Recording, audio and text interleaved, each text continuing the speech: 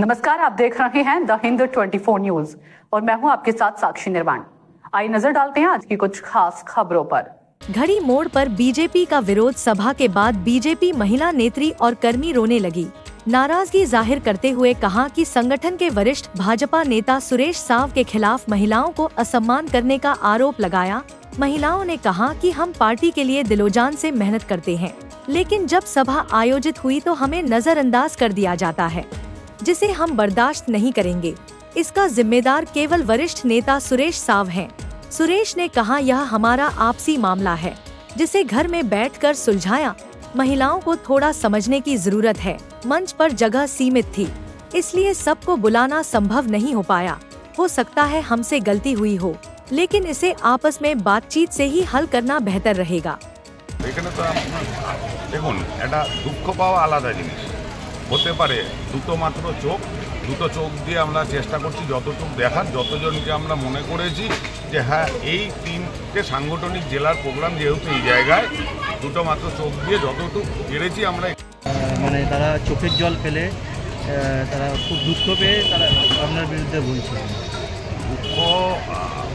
দুঃখ পেয়েছে, দেখুন এটা চোখের জল বেরিয়ে এসছে, এটা কখনোই কাম্য নয়, কিন্তু তাদের এই জিনিসটা বোঝা উচিত যে আমরা যে প্রতিবাদে সামিল হয়েছি আমাদের প্রধান বিরোধী তারা হচ্ছে তৃণমূল কংগ্রেস।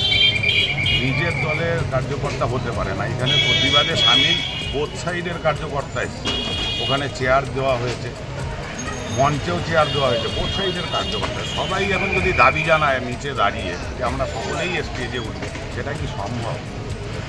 তিনটে সাংগঠনিক জেলার প্রোগ্রাম এই স্টেজে যতটুকু আমরা পেরেছি সম্মান দেওয়ার চেষ্টা করেছি, তার ভেতরেও যদি কোথাও রয়েছেন, এখানে জিএস রয়েছেন, তাদেরকে মঞ্চে তোলা হয়নি। যারা পদে নেই তাদেরকে মঞ্চে তোলা হচ্ছে, পদে নেই, যোগ্য সম্মান দেওয়া হচ্ছে না মহিলাদের। এটা আমাদের হুগলি জেলার প্রোগ্রাম।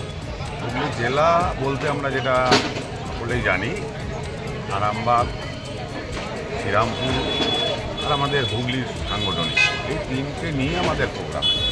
আপনারা মঞ্চের সাইজটা দেখছেন, তার ভেতরে আমরা যতটুকু পেরেছি আমরা মঞ্চে তোলার চেষ্টা করেছি।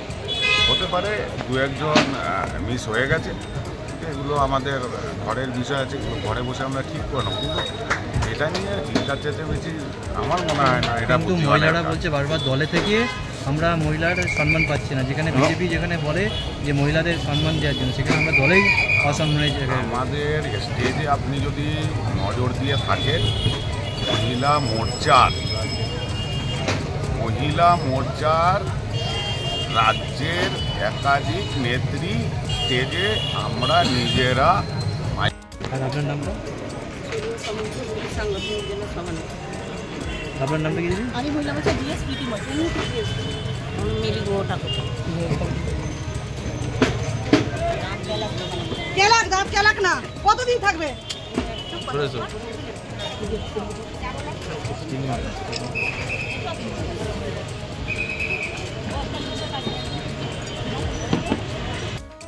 এখানে মহিলা মোর্চার প্রেসিডেন্ট নিচে বসে আছে, মাইনরিটি মোর্চা উপরে, বাকি সদস্যরা উপরে, সবাই উপরে। অ্যাঙ্কারিং কে করছে আমি কারো দোষ দেবো না, বাট মহিলা মোর্চার সাংগঠনিক নেত্রীকে উপরে ডাকা হয়নি, আমাদের কারো দরকার নেই উপরে যাওয়ার। বাট দিদি তো প্রেসিডেন্ট, দিদিকে ডাকা হয়।